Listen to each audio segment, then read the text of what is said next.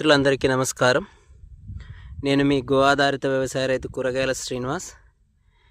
ఈరోజు మా పొలంలో ఆవుల యొక్క ఎరువు ఏ విధంగా వర్మీ కాంపోస్ట్ తయారైందో మీకు చూపించడానికి వీడియో చేస్తున్నాను. నేను మా ఆవుల యొక్క ఎరువును మా వ్యవసాయ క్షేత్రంలోకి తీసుకొచ్చి ఇలా పోసి దీనిపైన డీకంపోజర్ కానీ జీవామృతం కానీ పోయడం జరిగింది. అలాగే మ్యాచర్ అంటే నీటి పదనను మెయింటైన్ చేయడం అయితే జరిగింది. ఇలా ప్రతి కణువును వర్మీ కాంపోస్ట్ కంటే చాలా గొప్పగా ఎరువును నా భూమిలో ఉన్న సహజంగా ఉన్న ఎర్రలు మాత్రం తయారు చేశాయని చెప్తున్నాను.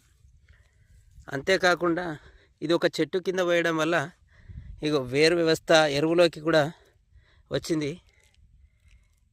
ఈ చెట్టు కింద పోసిన ఎరువులో మైకోరైజా బ్యాక్టీరియా ఇలా వేరు వ్యవస్థ డెవలప్ అయినప్పుడు అందులో మైకోరైజా బ్యాక్టీరియా ఉంటుందని చాలామంది పరిశోధకులు అయితే చెప్తున్నారు.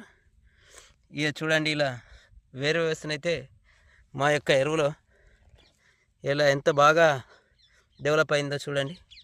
దీన్ని మనం ఒక గుప్పెడు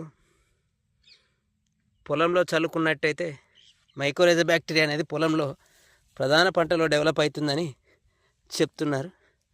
ఇక చూడండి, మా పొలం మా యొక్క ఈ ఎరువు ఎంత స్వచ్ఛంగా ఎంత పోషక విలువలతో తయారైందో మీరే చూడండి. రైతులందరూ కూడా నా మిత్రులు, నా సహచర మిత్రులందరూ, రైతులందరూ కూడా వారి వారి వ్యవసాయ క్షేత్రంలో ఆవుల యొక్క ఎరువే కానీ ఏ ఎరువైనా ఇలా పోసి ఒక చెట్టు కింద పోసినట్టయితే ఇలా వేరు వ్యవస్థ అనేది చాలా డెవలప్ అవుతుంది. ఆ చెట్టు యొక్క వేరు మనం పైన ఇలా ఏదైనా వేసినప్పుడు ఇది కూడా మంచి ఆచ్ఛాదన కింద పనికొస్తుంది ఎరువుకు. కనుక ఇట్లా వేరు వ్యవస్థ డెవలప్ అవుతుందని నేను అనుకుంటున్నాను. ప్రతి రైతు తన వ్యవసాయ క్షేత్రంలో కొంత జాగానైతే ఇలా ఎరువు తయారు చేసుకోవడం కోసం వదులుకుంటే చాలా బాగుంటుందని అనుకుంటున్నాను నేను. స్వచ్ఛంగా వర్మీ కాంపోస్ట్ కంటే చాలా గొప్పగా, అంటే సహజంగా నా భూమిలో ఉన్న ఎర్రలు ఎర్త్వాంసే మా పేడనైతే వర్మీ కాంపోస్ట్ తయారు చేశాయి. ఇది చూస్తుంటే వర్మీ కాంపోస్ట్ ఇంకా గరుకుగా ఉంటుంది, అంతకన్నా మెత్తగా మా ఎరువు అయితే తయారైంది.